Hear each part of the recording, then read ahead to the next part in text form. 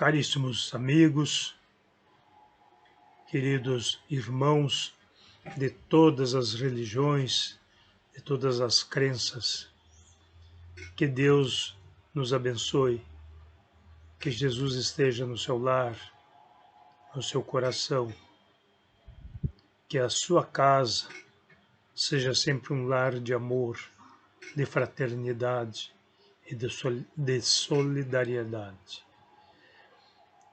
Hoje nós vamos atender uma solicitação e eu vou ler por como ela se identificou e fez o seu comentário no nosso texto anterior,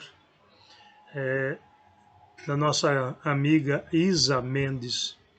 Ela nos coloca nos seguintes termos: incrível, apesar de viver minha doutrina católica, acho de uma riqueza, amor e, acima de tudo, sempre é muito esclarecedor o Espiritismo,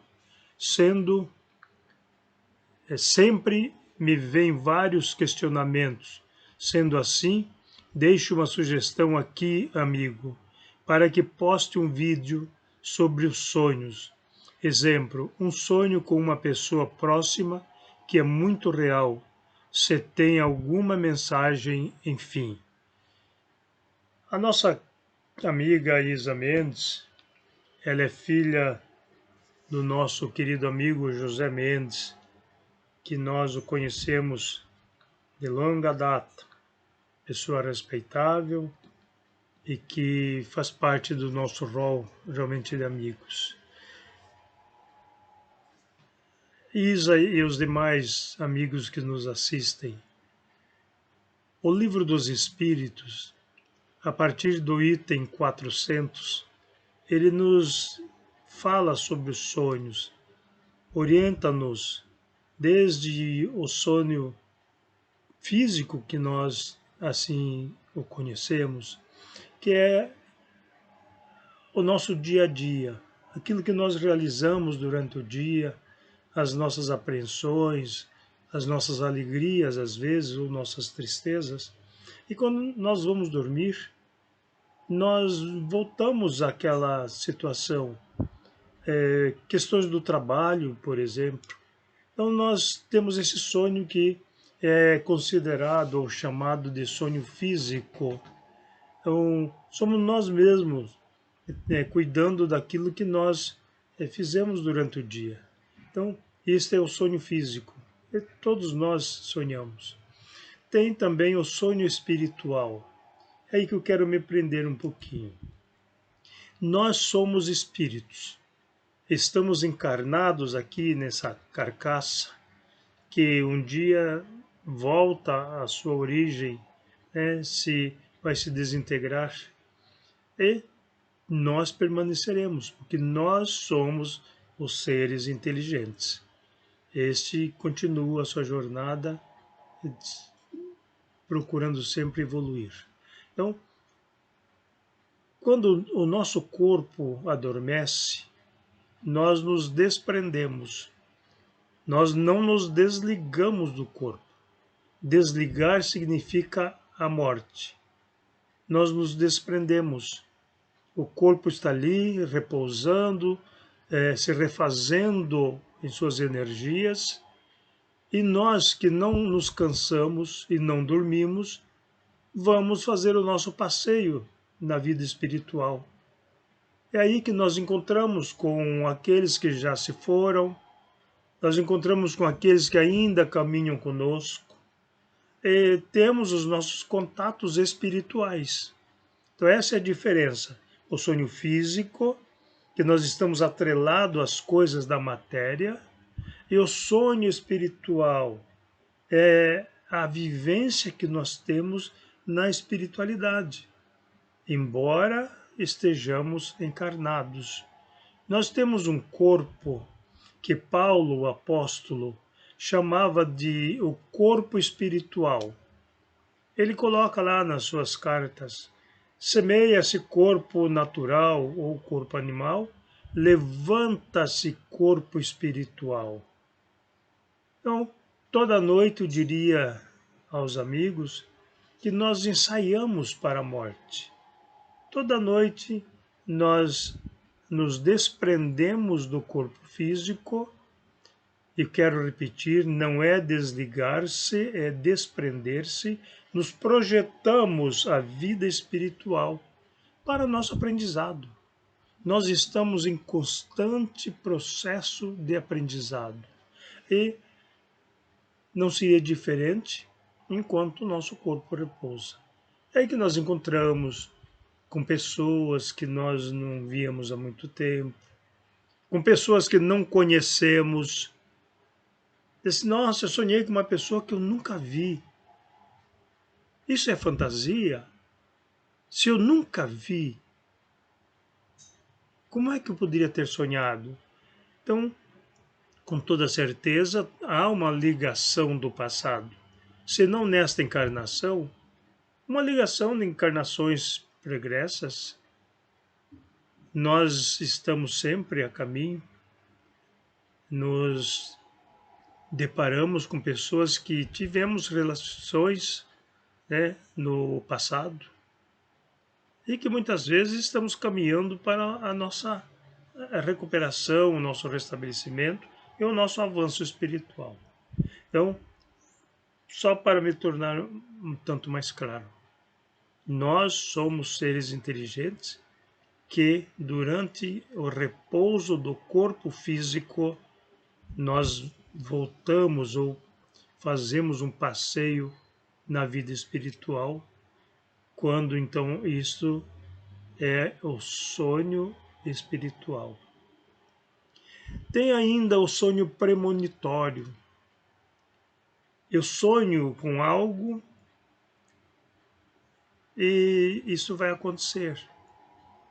Hoje, amanhã, um dia talvez, acontece aquilo que nós sonhamos no passado. Mas por quê?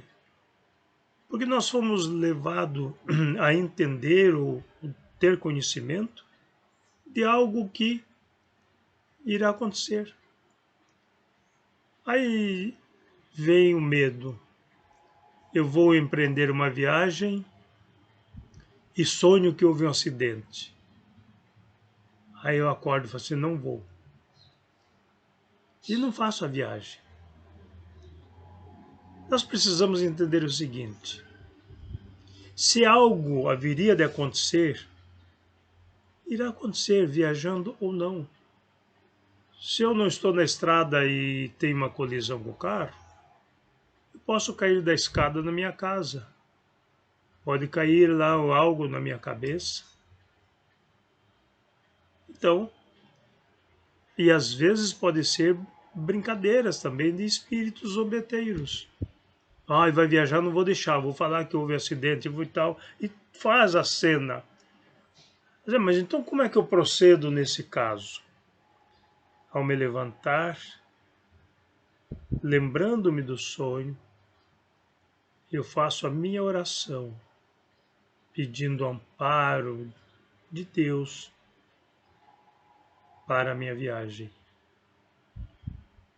Que quando eu peço amparo a Deus, eu sou assistido pelos benfeitores espirituais. São eles que caminham conosco. São eles que nos protegem. No catolicismo, Isa, vocês aceitam a figura dos anjos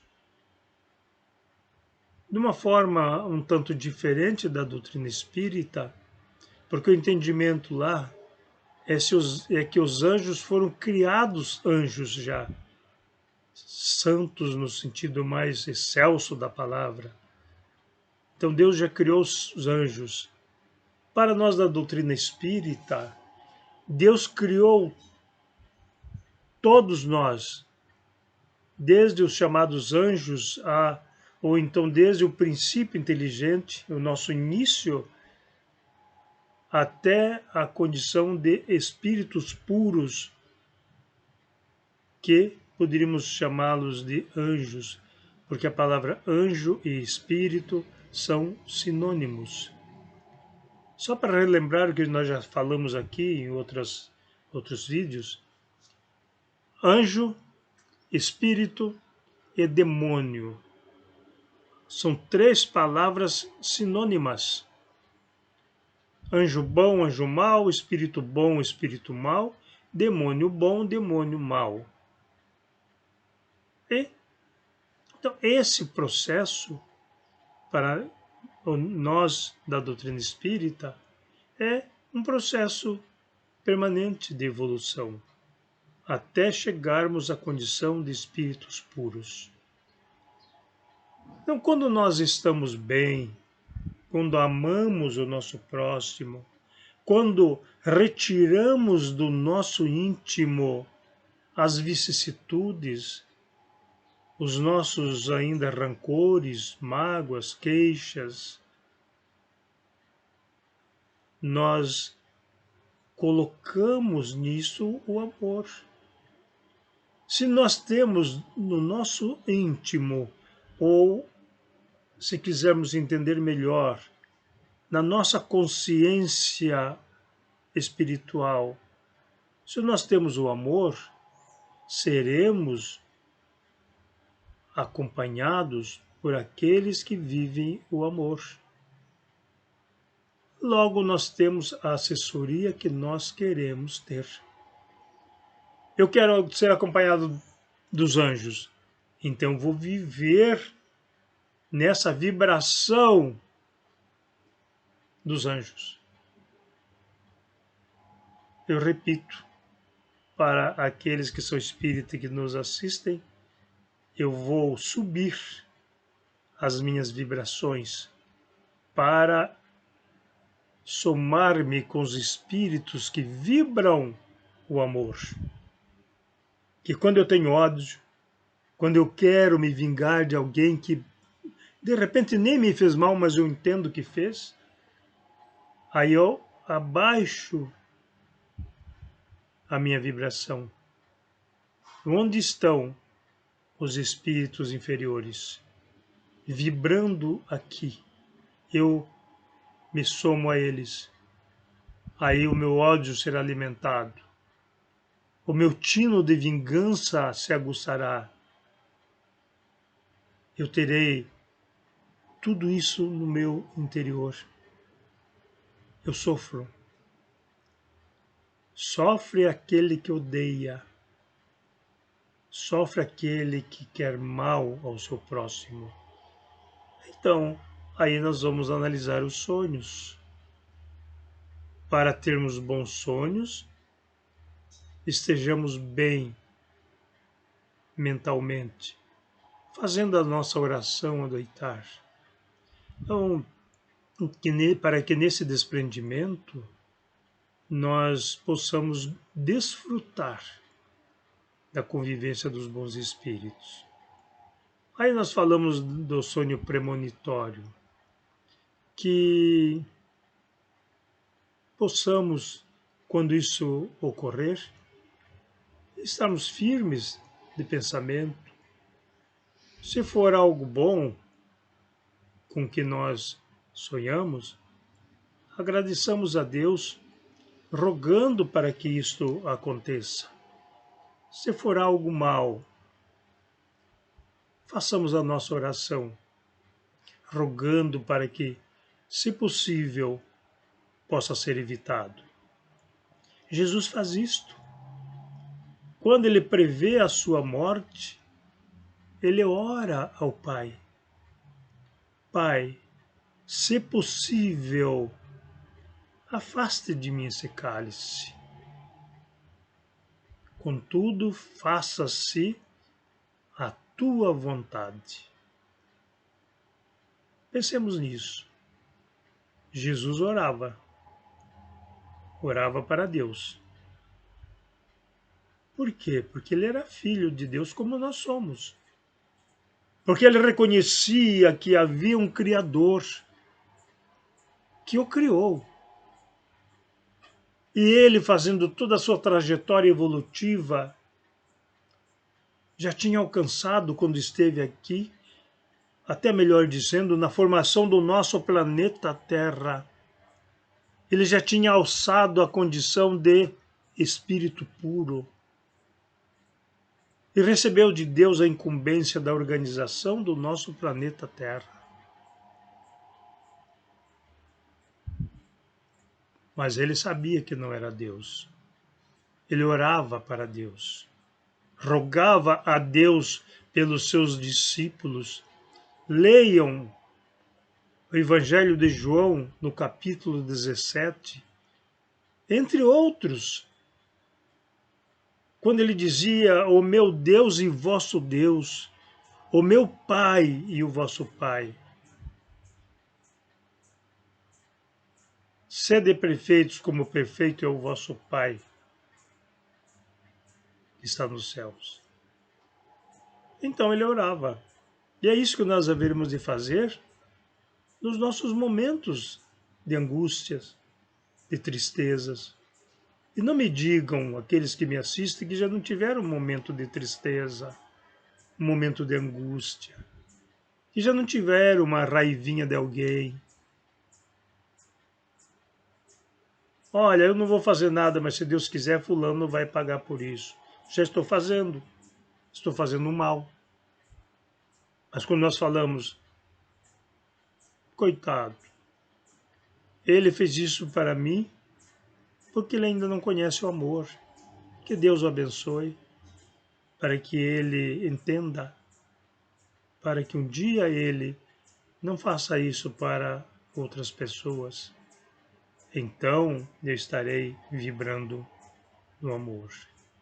Então, nós temos ainda o sonambulismo, que é um ponto avançado do sonho, que somos nós agindo sobre nós mesmos. O nosso corpo repousa e nós vimos agir sobre nós mesmos. Aí levantamos da cama, vamos, às vezes, aqueles um pouquinho mais espertos para a geladeira, né? E come, dormindo. Ou faz alguma coisa que não faria em estado de vigília, porque está sendo guiado por ele mesmo. Então, ele desprendido tem mais equilíbrio sobre o seu próprio corpo. Então, esses são os sonâmbulos. E, nesse caso, alguém diz: olha, não pode acordar. Pode.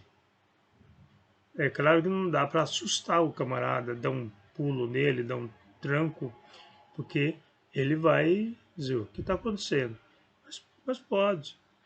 E esse é o sonambulismo, conversando, falando coisas, certo? Então, a gente entende isso. E um grau mais avançado ainda no desprendimento do corpo físico é entrarmos em êxtase. É um grau ainda mais desprendidos do que o sonambulismo.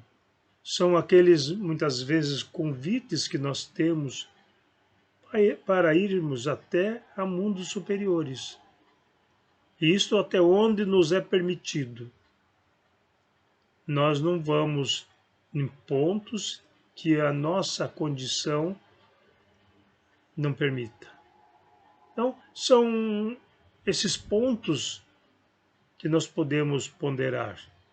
É claro, quem quiser estudar além do Livro dos Espíritos, que para nós é fundamental, a partir do item 400, há outros livros, outros autores que falam sobre sonhos, cada um tem a sua interpretação. Nós vimos que no Antigo Testamento era muito valorizado o sonho, e aqueles sonhavam, né, os reis, e chamavam os chamados profetas para falar sobre os sonhos.